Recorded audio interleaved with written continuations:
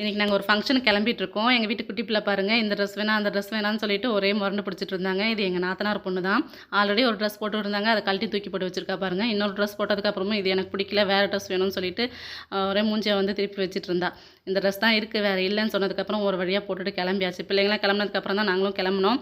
நானும் சாரி கட்டிட்டு போகலான்னு தான் நினச்சிட்டு இருந்தேன். எங்களை கொண்டு போய் விட்டுட்டு அதுக்கப்புறம் என் ஹஸ்பண்ட் வந்து மாலை கொஞ்சம் ஜாமான்லாம் வாங்கி கொண்டு போய் கொடுக்க வேண்டியதாக இருக்கா. அதனால சரி டக்குன்னு கிளம்பணும்னு சொல்லிட்டு சுடிதாரே போட்டு கிளம்பியாச்சு. நான் ஆல்ரெடி ஒரு ஷார்ட்ஸில் சொல்லியிருந்தேன், என் ஹஸ்பண்டோட சித்தி பையனுக்கு மேரேஜ் அப்படின்னு சொல்லிட்டு. அவங்க வில்லேஜில் தான் இருக்காங்க. இன்றைக்கி வந்து பொண்ணு அழைப்பு.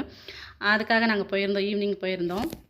வில்லேஜில் நடக்கிற மேரேஜ் ஃபங்க்ஷன் அப்படிங்கிறதுனால நம்ம சின்ன வயசில் இருக்கும்போது வீட்டுங்களில் மேரேஜ் பண்ணுவாங்க பார்த்தீங்களா, அந்த மாதிரி ரொம்ப சூப்பராக இருந்தது. சீரியல் செட்லாம் போட்டு விட்டு, சாங்ஸ்லாம் போட்டு விட்டுட்டு அவங்கவுங்க ஒரு ஒரு வேலையை எடுத்து செஞ்சு எல்லோரும் கலகலன்னு பேசி பார்க்கறதுக்கு ரொம்ப சூப்பராக இருந்தது. கிச்சனில் கொஞ்சம் பேர் வேலை செய்வாங்க, கொஞ்சம் பேர் பரிமாறுவாங்க. பிள்ளைங்களாம் ஒரு பக்கமாக விளையாடிட்டு இருப்பாங்க. சாங்ஸ்லாம் வேறு போட்டு விட்டுருந்தாங்களா, பிள்ளைங்க தனியாக ஒரு பக்கம் ஆட்டம் போட்டுட்டு எல்லோரும் ஒருத்தர் ஒருத்தர் கிண்டல் பண்ணி பேசிக்கிட்டு பார்க்குறதுக்கே ரொம்ப சந்தோஷமாக இருந்துச்சு.